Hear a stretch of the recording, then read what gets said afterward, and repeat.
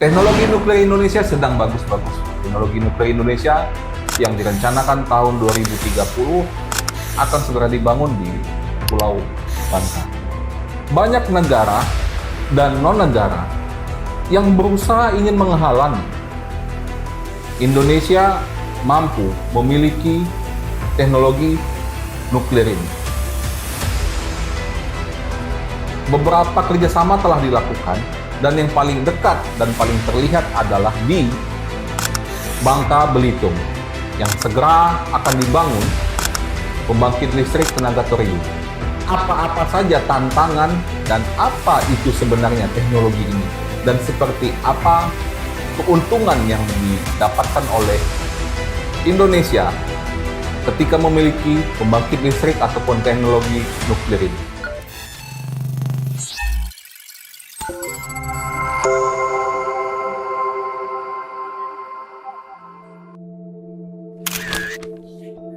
Oke, Bung Michael, apa yang dimaksud dengan teknologi pengayaan uranium atau teknologi pengayaan nuklir?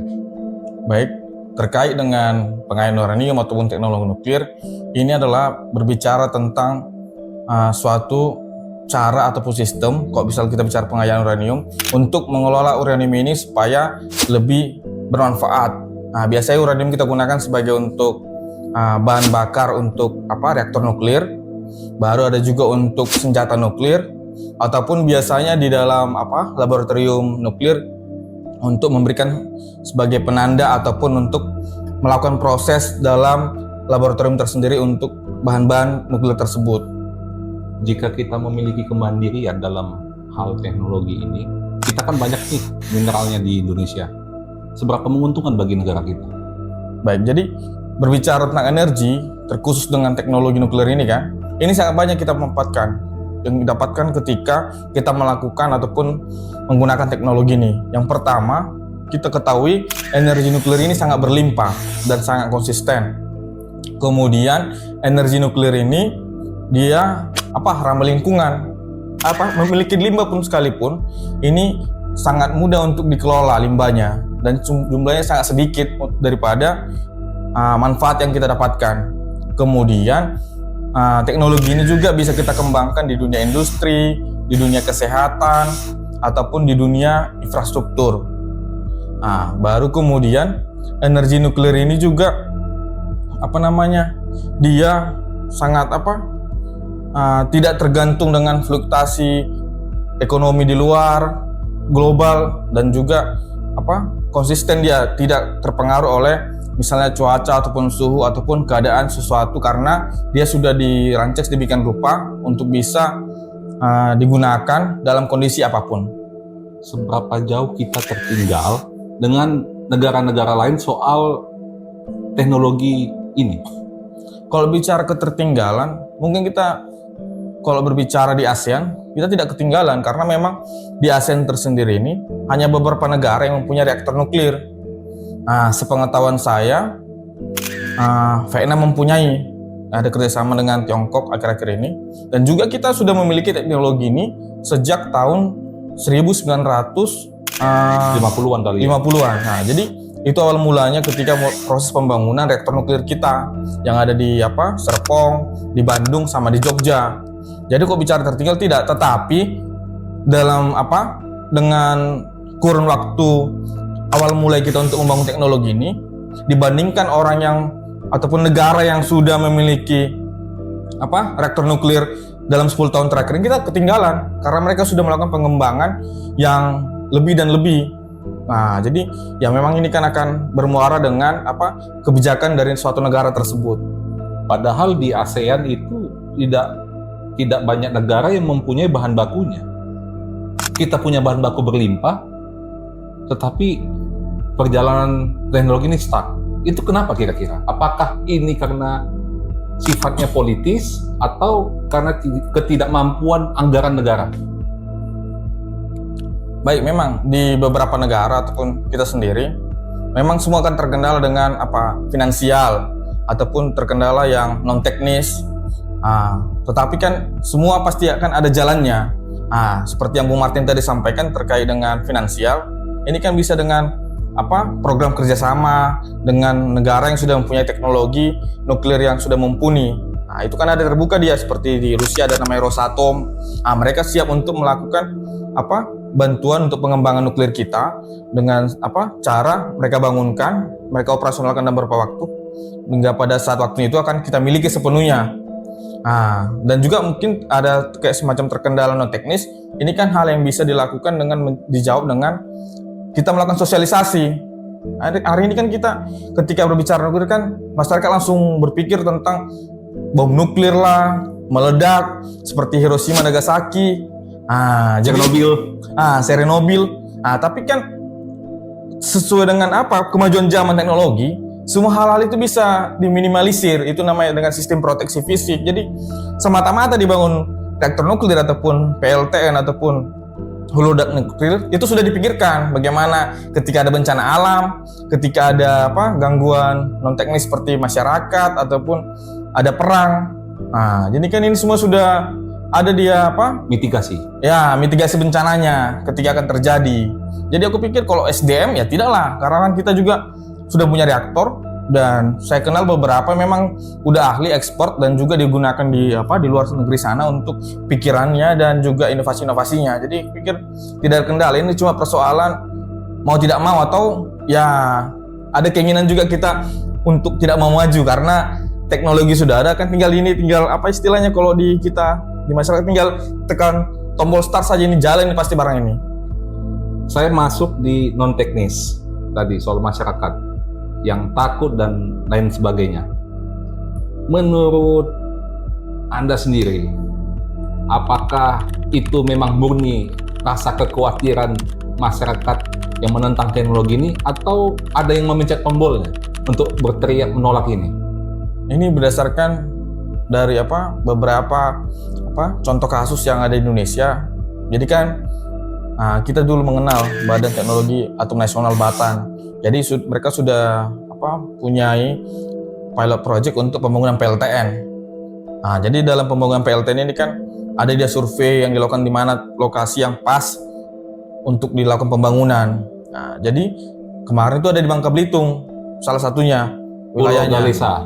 Ya, akan direncanakan dibangun di sana. Tetapi ketika proses peninjauan ada beberapa waktu ada aksi demonstrasi dari masyarakat.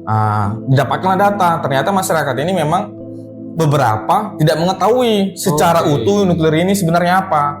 Mereka berpikir ketika ada nuklir ada ancaman bom nanti, ada ancaman ya melukai mereka ataupun mengganggu kehidupan mereka. Tetapi kan di beberapa mereka yang tidak mengetahui, ada juga yang mengetahui dan sebenarnya manfaat dari nuklir ini. Tetapi ya karena satu minim literasi dan keterbatasan ekonomi sehingga banyak mempengaruhi dari motif ataupun estom dari masyarakat ini yang melakukan aksi protes dalam kegiatan-kegiatan non teknis ini untuk menolak dari pembangunan PLTN di tempat tersebut.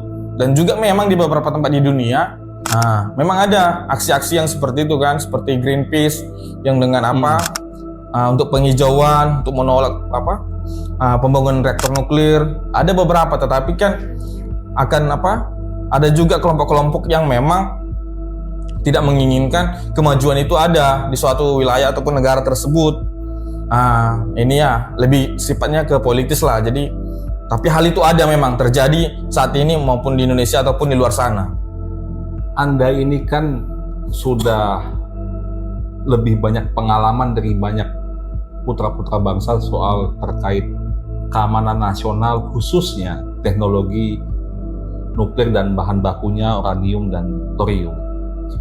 Sekali lagi, apa yang bisa Anda sampaikan kepada masyarakat luas bahwa ini itu tidak perlu ditakuti teknologi ini, bahwa teknologi ini akan mendapat banyak memberikan manfaat kepada kemajuan negara ini.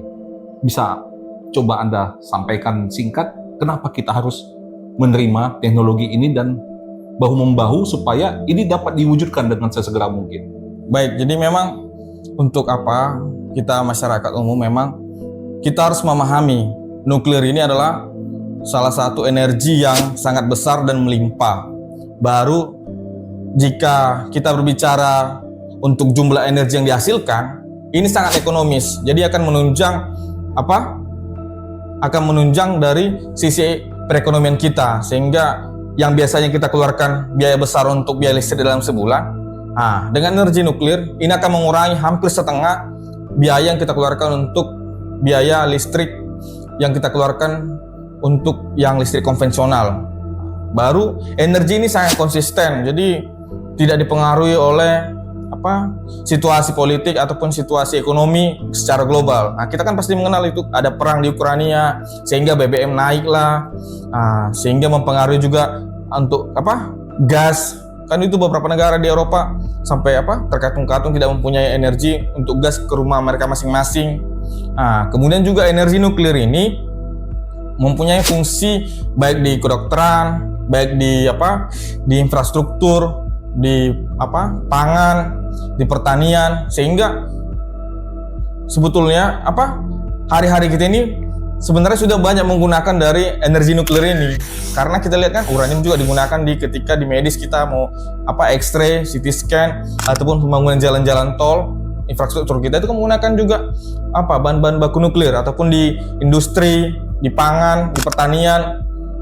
Sehingga tidak ada hal yang harus kita takutkan, karena energi nuklir ini bisa kita mitigasi dan kita mempunyai sumber daya manusia yang ahli dalam bidang ini, sehingga tidak ada alasan untuk menolak untuk kemajuan teknologi ini, untuk kita bisa sejajar dengan negara lain. Dan juga kalau kita bicara dengan energi terbarukan dan juga untuk zero emisi tahun 2060 program pemerintah, aku pikir tidak ada alasan pemerintah untuk tidak melaksanakan pembangunan baik PLTN ataupun teknologi nuklir untuk dilaksanakan di Indonesia. Begitu juga di masyarakat umum. Hari-hari kita juga sudah sering bersinggungan dengan energi nuklir, tapi kita tidak mengenali kan. Jadi sehingga kita kenali, nanti kita juga akan dengan kelompok-kelompok masyarakat, kita akan sosialisasi melalui pemerintah ataupun lembaga swasta. Aku pikir ini akan untuk mengakrabkan nuklir itu di masyarakat, sehingga tidak terpikir lagi kan bom atom lah, Chernobyl, Hiroshima, Nagasaki, Bikini Bottom. Jadi tidak ada alasan lain lagi untuk kemajuan dengan menggunakan energi nuklir. Isu ataupun kekuatan Indonesia untuk mandiri secara energi nuklir itu akan menaikkan efek deterrence kita di kawasan nggak? Saya pikir ketika bicara ketahanan energi, ini kan berimplikasi dengan bagaimana ketika kita di kawasan, di regional, ataupun di global. Karena kebutuhan akan energi ini kan sudah menjadi kebutuhan primer. Jadi ketika kita mempunyai rantai pasok yang besar, saya pikir akan banyak negara-negara yang terbantu dengan energi yang kita miliki yang sangat banyak ini. Ini kan juga akan membuat bargaining position kita baik di ASEAN secara kawasan pasti akan lebih superior, karena kan itulah dalam politik praktis kan, ketika kamu mempunyai barang pasokan kan demand-nya kan akan naik. Ini kan membuat orang kebutuhan akan banyak kan. Jadi ini jadi politik bargaining kita juga secara berdiplomasi, bernegara ataupun dalam politik luar negeri akan sangat lebih baik lagi. Kerjasama bilateral dan multilateral. Berarti sangat memungkinkan Indonesia menaikkan ekspor listriknya ke Singapura. Saya pikir ketika kita mempunyai contohnya nih, kita bangunlah PLTN di Bangka. Itu kan sangat dekat kan untuk Melaka. Jadi baik negara-negara kan terbantu di situ karena kan akses yang bisa juga untuk cepat keluar kan. Aku pikir itu kan sangat terbantu dengan kita punya PLTN. Itu kan bisa menghidupi satu kawasan. Dengan secara tidak langsung kan perekonomian kita kan pasti naik. Pasti kan butuh banyak juga masyarakat untuk bekerja di PLTN tersebut. Baru juga pasti kan dengan kerjasama dengan banyak negara tersebut kan banyak yang terbantu juga masyarakat kita, ataupun nilai ekonomi di kawasan ini kan semakin baik. Dan juga dengan politik yang bebas aktif, aku kira mimpi kita kemarin yang gerakan non-blok itu kan bisa terbangun lagi kan, sehingga kita bisa juga untuk sejajar dengan Indonesia ketika zaman Bung Karno dulu di gerakan non-blok. Nah, saya akan memberikan pilihan kepada Bung Michael. saya pakai pemahaman awam nih, pemahaman kosong, yang tidak terlalu mengerti soal nasionalisme, tidak terlalu mengerti itu soal bisnis. Kalau Bung Michael memilih teknologi ataupun PLTN ini, pembangkit listrik tenaga nuklir atau tenaga thorium ataupun uranium bahan bakunya, dipegang swasta atau perusahaan negara? Baik, memang jika kita Power plant-nya, bukan menjual listriknya, power plant-nya. Diperadakkan dengan apakah kita kerjasama dengan negara melalui BUMN atau kerjasama dengan swasta, saya pikir ini sah-sah saja yang mana yang apa. Tapi kan kita harus memilih toh. Tapi kok bisa berbicara dengan teknologi, saya pikir kita mampu. Tapi kan memang ada beberapa part dalam pembangunan ini atau proses untuk mendirikan PLTN ini memang harus ada kerjasama. Tetapi kan itu bisa dibicarakan. Kita ambil contoh nih, yang Rosatom. Jadi Rosatom ini batannya Rusia. Jadi di Rusia itu sudah di BUMN kan untuk batan ini menjadi badan usaha milik negara yang dikelola, sehingga mereka itu buat kerjasama untuk pembangunan PLTN di negara-negara lain. Kita kan belum, masih kan sebatas riset toh, belum di BUMN kan. Jadi mereka itu punya program untuk membangunkan PLTN di negara lain dengan konsep ketika selesai dibangun, mereka punya jangka waktu 10 atau 20 tahun untuk mereka kelola. Kemudian setelah 20 tahun tersebut akan dimiliki negara tempat dibangunnya PLTN tersebut. Tetapi dalam saya lihat kemarin kesepakatan itu, ya mereka cuma transfer teknologi dan juga SDM yang memang untuk mengoperasikan itu. Ini negara mana nih? Negara mana? Di Turki. Jadi kayak di PLTN Turki itu kan. Jadi mereka kirimkan ahli-ahlinya dalam PLTN tersebut, dikirim ke Turki, dibiayai pembangunannya. Setelah ada jangka waktu 20 tahun, dikembalikan ke Turki untuk pengelolaannya secara utuh. 100%? Iya, 100%. Dan memang kita harus kerjasama. Saya pikir SDM kita miliki, tapi ada part-partnya kan. Jadi semacam kayak reaktornya ataupun pengolahan limbahnya itu kan harus kerjasama.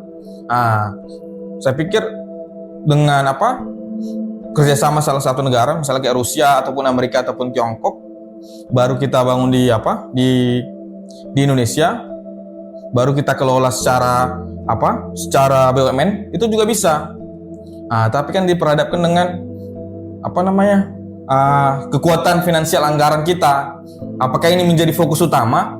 Kalau kita berbicara fokus utama dengan untuk kemajuan teknologi, aku pikir anggaran kita cukup lah untuk membiayai ini. Cukup.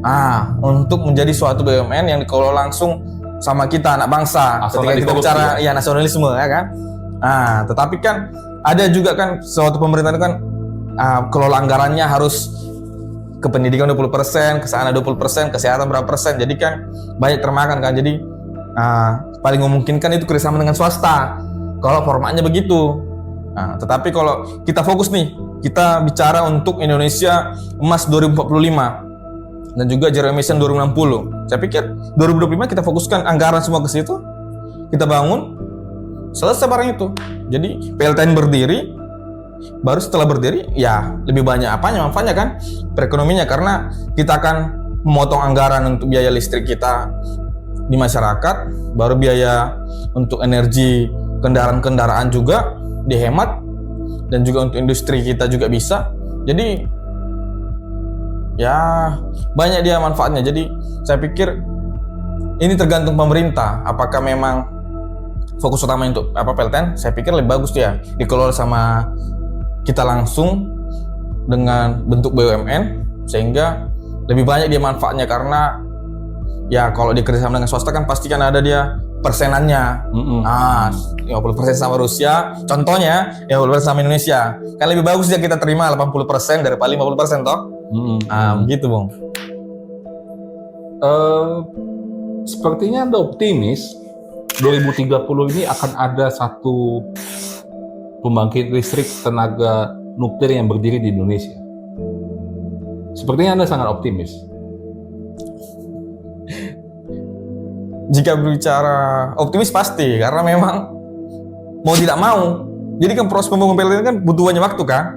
Jadi kalau kita bicara zero emission 2060, kita bangun PLTN di 2040, nah itu nggak sempat. Oh, nggak sempat. Gagalnya zero emission 2060 karena kita kan bicara dengan waktu kan. Iya. Waktu kapan surveinya, cari lokasi, baru pergeseran teknologinya, pembangunan fasilitasnya itu nggak cukup dia untuk 2060. Jadi memang final ini 2030 pemerintah harus bangun karena satu-satunya energi terbarukan yang efektif untuk mewujudkan zero emission 2060 itu cuma nuklir.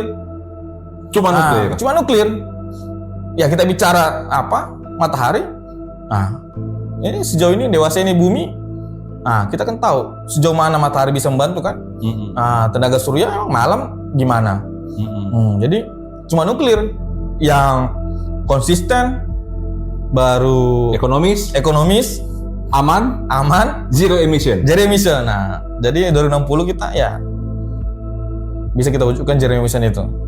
Belum ada rencana ke Bangka untuk melihat Pulau Ganesha yang akan dibangun oleh salah satu perusahaan Inggris. Oh, ya memang saya berbicara tentang Bangka yang itu kerjasama dengan PT Torkom Power Plant kalau nggak salah. Torkom untuk untuk mengelola thorium yang ada di Bangka. Mungkin kita harus ke sana karena memang ya itu kan thorium ini kan juga salah satu mineral yang sangat bagus untuk energi dan juga mahal. Jadi perlu kita juga untuk telusuri sejauh mana Torkom ini bisa untuk mewujudkan ketahanan energi untuk Indonesia. Iya. Bagaimana juga dia bisa untuk bermanfaat di masyarakat sekitar dan juga rencananya gimana mereka untuk mengelola thorium ini. Jangan juga nanti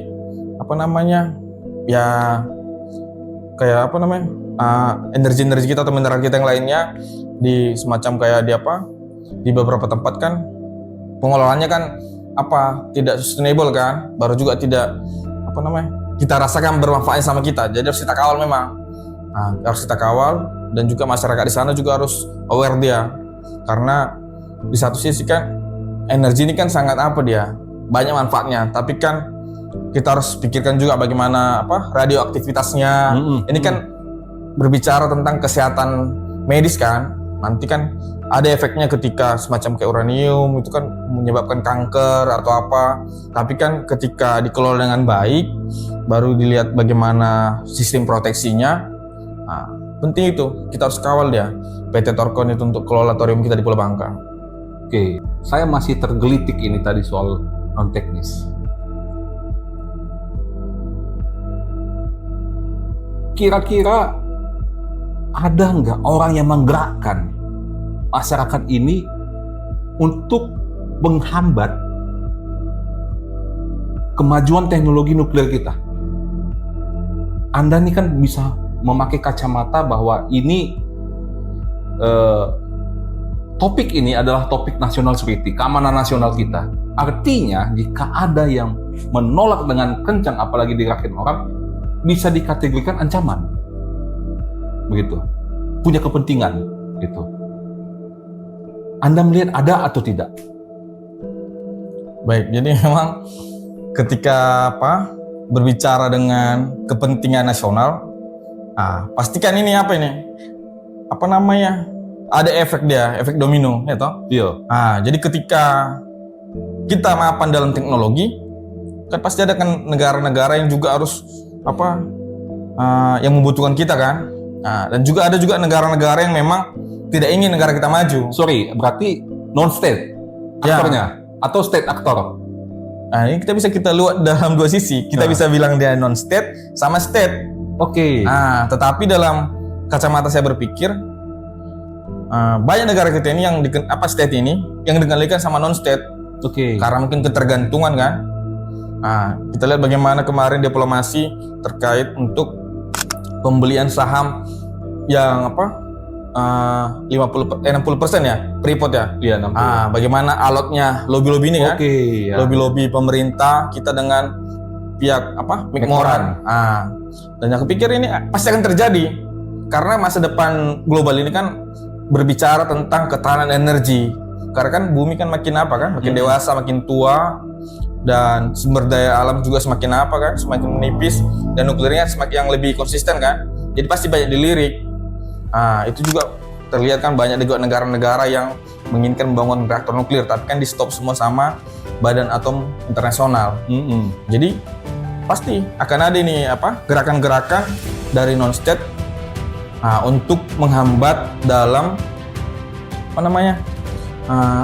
pembangunan reaktor nuklir ini di Indonesia.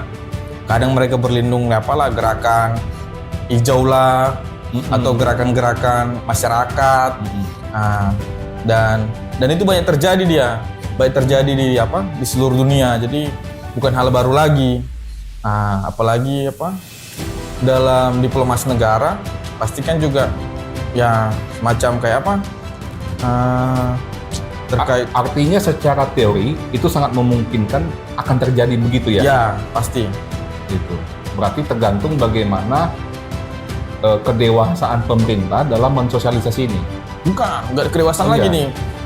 Atau kedewasaan strong leadership. Strong leadership. Iya. Berarti dibutuhkan pemimpinan yang kuat untuk berani bagaimana menancapkan ini ataupun memastikan barangnya jalan. Ya, jadi harus dia butuh strong leadership yang bisa mengkawal ini supaya berdiri. Karena pasti akan banyak tantangannya. Contoh nih, kayak ada kemarin saya baca di media.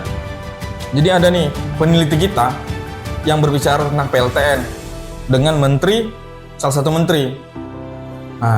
Jadi ini menteri ini yang membawahi untuk mineral ini kan.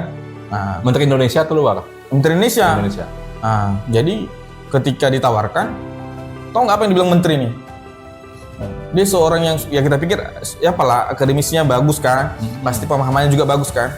Yang ditanyakan, ini mau bangun di mana? Aman nggak sama masyarakat? Ini kan berarti maksudnya kalau dia yang bicara ini adalah masyarakat awam ataupun masyarakat kita, itu wajar aja. Ini kan sekelas menteri yang harusnya kan dia paham kalau pembangunan ini kan pasti kan sudah dipikirkan amdalnya lah, contoh sederhana kan, ataupun keamanan fasilitas atau keamanan pegawainya. Ini kan maksudnya itu di luar dari yang kita pikirkan kalau kita berbicara tentang akademisi ataupun orang-orang yang memang yang hari-harinya berbicara tentang keamanan nasional, keamanan mineral, keamanan security. Jadi aku pikir ya itulah wajahnya sekarang pemerintahan kita ataupun orang-orang yang memegang tampuk dalam bidang-bidang tersebut, sehingga ya memang dibutuhkan orang yang strong leadership supaya untuk bisa tidak ada dia pikirannya apa-apa, cuma merah putih, gimana untuk membesarkan merah putih. Jadi saya pikir strong leadership yang akan bisa menjawab ini semua 2030. Ya. Baik, terima kasih Bung Michael